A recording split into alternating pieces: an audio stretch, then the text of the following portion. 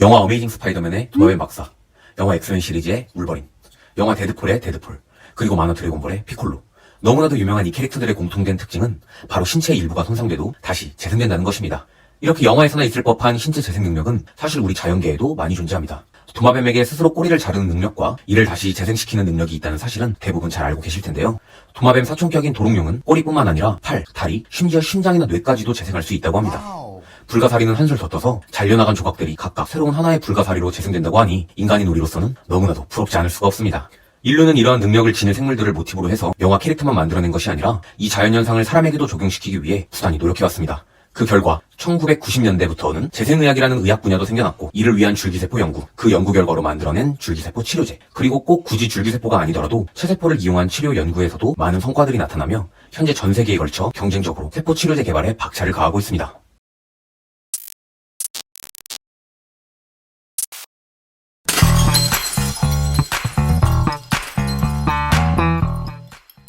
여러분 대부분이 이제 줄기세포에 대해서 잘 알고 계시겠지만 잠시 간단히 설명을 드리자면, 일단 세포에는 분화라는 개념이 있고 분열이라는 개념이 있습니다. 여기서 분화는 어떠한 기능을 할지 아직 결정되지 않은 세포가 특정 조직 및 기관을 구성하는 특수한 세포, 그러니까 간, 피부, 근육, 심장, 적혈구 같이 우리 몸을 이루는 체세포로 형태를 바꾸는 것이고, 분열은 하나의 세포가 두 개로 갈라져 세포의 개수가 늘어나는 현상, 즉 증식하는 것을 뜻합니다. 줄기세포는 일반적으로 분열을 하면서 분화도 하는 것이고, 일반적인 체세포는 분열만을 합니다.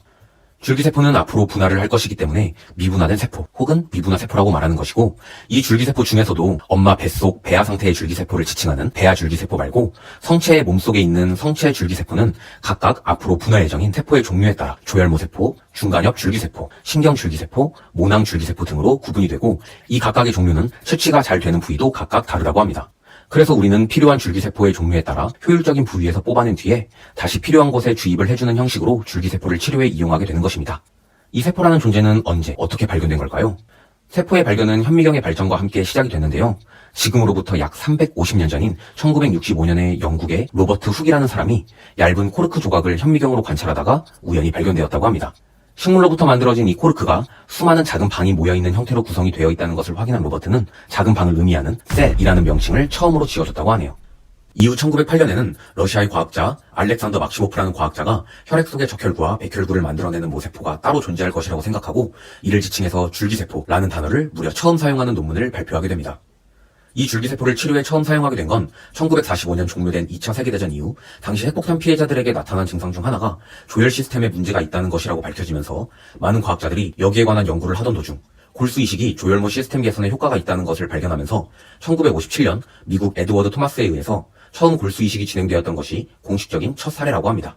이후 2000년대에 들어서면서 줄기세포에 관한 연구가 본격화되고 가속화되는데요. 결국 최근 들어서 이 줄기세포뿐만 아니라 체세포도 포함한 세포치료라는 의학 분야와 산업이 본격화되기에 이르렀습니다. 먼저 이 세포치료라는 것은 크게 두 가지의 개념이 있는데요. 하나는 세포치료제라는 것이고, 그 다음으로는 줄기세포치료 시술이라는 것이 있습니다. 표현에서 보이는 것처럼 일단 세포치료제의 경우 줄기세포나 체세포 어느 것이든 이용해서 사람에게 이로운 치료제를 만든다는 것이고, 줄기세포 치료 시술은 일반적으로 줄기세포만을 이용하여 시술하는 경우인데, 다시 말하면 세포치료제는 말 그대로 세포에 어떤 조작을 가해서 약품처럼 만들어 판매하는 의약품이고, 줄기세포 치료 시술은 줄기세포에 특별한 조작을 가하지 않고 환자에게 주입하는 하나의 의료기술입니다. 따라서 세포치료제는 약사법에 따라 통제가 이루어지고, 세포치료 시술은 의료법에 따라 통제가 이루어집니다. 이러한 이유로 세포치료제는 주로 기업에서 개발하게 되고, 줄기세포치료 시술은 의료기관에서 개발하게 됩니다. 약사법에 따라 세포치료제로서 허가를 받으려면 우선 제품 개발, 비임상시험, 그리고 임상시험 1상, 2상, 3상 등의 과정을 거치게 되고, 식약처는 이에 대해 안전성과 유효성을 평가하게 됩니다. 줄기세포 시술의 경우는 문헌과 연구를 통해 특정 줄기세포를 어떤 부위에 넣어주면 특정 질병에 대한 치료 효과가 있다고 판단됐을 시, 이 의료기술을 사용할 수 있도록 한국보건의료연구원에 마찬가지로 안전성과 유효성 평가를 하도록 신의료기술 심사를 신청하게 되는데, 이 같은 경우 자체적인 임상시험 결과가 없다 보니 다수의 관련 의학문헌과 함께 신청하게 됩니다. 국내에서는 2022년 현재 식약처로부터 허가를 받은 15개의 세포치료제가 있는데, 이 중 4개 제품이 줄기세포를 이용한 제품이고, 나머지 11개 제품은 모두 체세포를 이용한 제품입니다. 또한 3개의 제품이 동종유래, 즉 타인에게서 추출한 세포를 이용해서 만든 세포치료제이고, 나머지 12개 제품은 모두 환자 본인의 세포를 채취해서 제조하는 치료제들입니다. 줄기세포 치료 시술 같은 경우 2022년 현재까지 한국보건의료연구원에서 승인을 받은 기술은 모두 자가 줄기세포를 이용한 총 4개의 기술이 있습니다. 그런데 신의료기술 심사를 신청한 기술 중에 의학문헌의 임상 결과가 충분하지 않아 심사를 통과시켜줄 수 없다고 하더라도 희귀 난치나 중증 질환에서 임상 도입이 시급하다고 판단되는 의료기술에 대해서는 한시적으로 그 기술을 사용함으로써 임상 데이터를 충분히 쌓을 수 있도록 해주는 제도가 있는데 바로 제한적 의료기술 제도라는 것입니다. 이 제도에서 현재 시행되고 있는 줄기세포 시술과 관련된 기술은 연골 결손과 관련된 한 가지 기술만 있는 상태입니다. 이게 2014년에 생긴 제도인데 이후에 비교적 최근인 2020년에는 첨단 재생의료 및 첨단 바이오 의약품 제도라는 것도 생겨났습니다. 제도 내용을 살펴보면 제한적 의료기술 제도와 비슷하게 중증 질환이나 희귀, 난치병의 치료와 예방을 위해 의료기관에게는 인체세포 등을 활용한 임상 연구의 길을 열어주고 세포치료제 또한 단순한 의약품이 아닌 첨단 바이오 의약품으로 특별히 따로 관리하여 미래의 첨단 의학의 핵심이 될 세포치료 기술에 대해 안전성과 유효성을 좀 더 유연하게 확보하고자 하는 취지라고 합니다. 이 기대효과 부분에서 해외 원정 시술 감소라는 문구가 눈에 띄는데 이건 이와 비슷한 제도를 이미 2007년 유럽을 시작으로 일본, 미국, 대만 등에서는 실시하고 있었기 때문에 국내에서 일부 허가받은 세포치료제를 이용하는 경우를 제외하고는 세포치료를 받을 길이 없었던 일부 환자들이 해외 원정 치료를 받으러 나갔던 경우가 덜어 있었기 때문이라고 합니다. 우리나라의 이 제도 중에 첨단 재생의료제도는 의료기술과 관련된 내용으로 즉 의료법과 연계가 되어 있고 따라서 의료기관에서만 신청할 수 있습니다.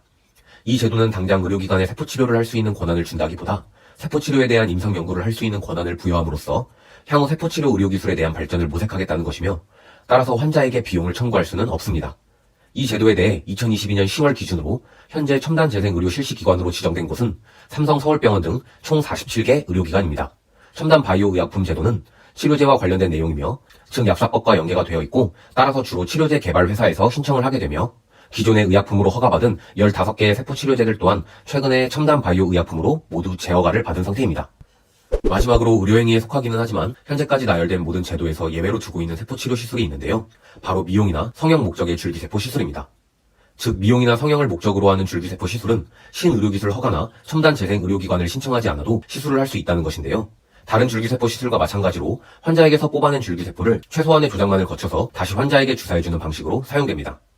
여기서 미용 목적의 시술이나 신의료기술을 받은 줄기세포 치료 시술 대부분이 자가 줄기세포를 뽑아내서 특별한 조작을 가하지 않고 다시 자신한테 투여하는 것인데 그럼 자기한테서 뽑은 줄기세포를 자기한테 다시 집어넣는 것이 어떻게 효과가 있다는 걸까요? 줄기세포는 주로 골수, 말초혈액, 제대혈, 지방 등에서 추출할 수가 있는데 이곳에 모여있는 줄기세포를 뽑아서 줄기세포가 필요한 곳, 예를 들면 상처가 난 부위라든지 성형수술을 한 부위에 직접 주사 형태로 공급해주게 되면 상처가 난 곳은 상처가 좀 더 잘 아물 수 있게 되고 성형수술이나 지방이식을 한 부위의 경우에는 혈관 형성에 도움이 되어 수술 부위가 더 잘 자리 잡는 효과를 기대할 수 있게 된다고 합니다.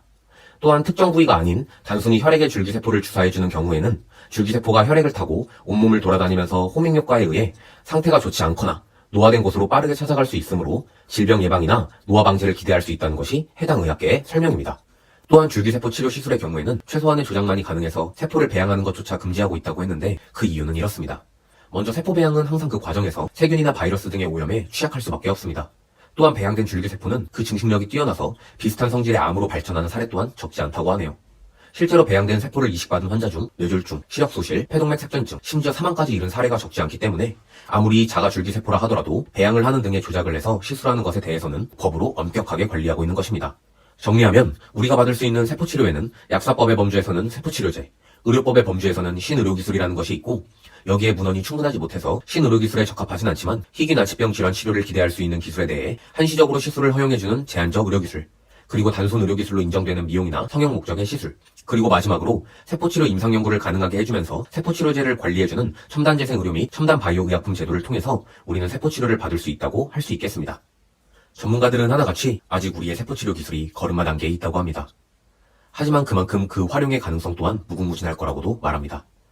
세포를 이용한 우리 인류의 의료기술 발전이 어디까지 이어질지 기대하고 응원하도록 하겠습니다. 지금까지 다인바이오였습니다.